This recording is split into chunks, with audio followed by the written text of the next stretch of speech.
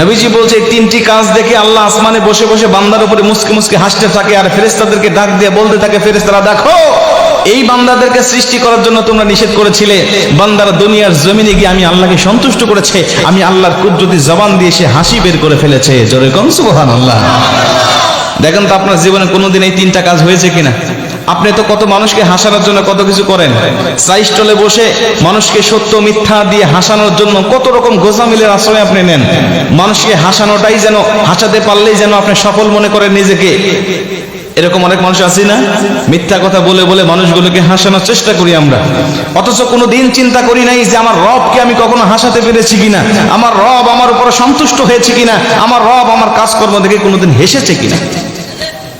নবীজি বলছে প্রথম নম্বর ওই ব্যক্তির ওই কাজটা দেখে আল্লাহ হাসে যখন কোনো ব্যক্তি গভীর রাত্রিতে নামাজের জন্য উঠে যায়, আরামের ঘুম আরামের বিছানাকে ত্যাগ করে যখন উঠে যায়, উঠে যাওয়ার পরে সে ওযু করে এসে দেখে যে তার স্ত্রী ঘুমাচ্ছে, তখন চিন্তা করে শুধু আমি আল্লাহর একা প্রিয় হব কেন, আমার স্ত্রীকেও ডেকে তুলবো। তখন স্ত্রীকে ডেকে তোলে, স্ত্রী যদি না ওঠে তখন তার স্ত্রীর মুখের উপরে কিছু পানি ছিটা দেয়, আর স্ত্রী ওঠে।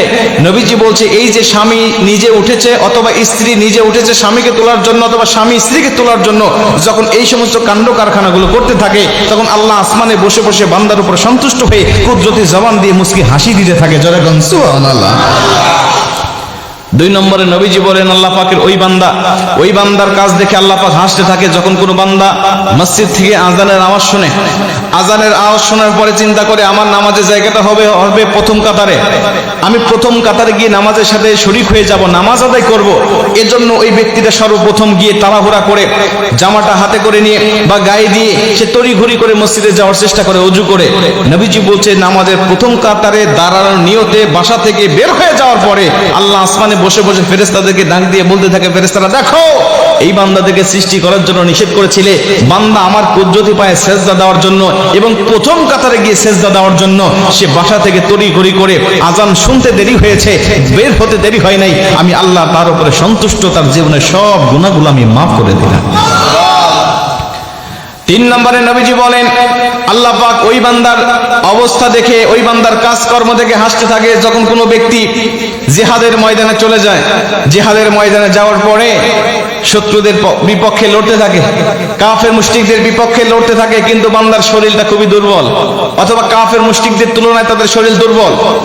সাহাবীরা বলেন আমরা তো কাফেরদের সাথে জিহাদ করার জন্য যাইতাম, যাওয়ার পরে তাকিয়ে দেখতাম তাদের হাতে অস্ত্র অনেক বেশি, আমাদের হাতে কোনো অস্ত্র নাই, তাদের শরীরে শক্তি অনেক বেশি, আমাদের শরীরে শক্তি নাই, শক্তি আসবে কোত্থেকে?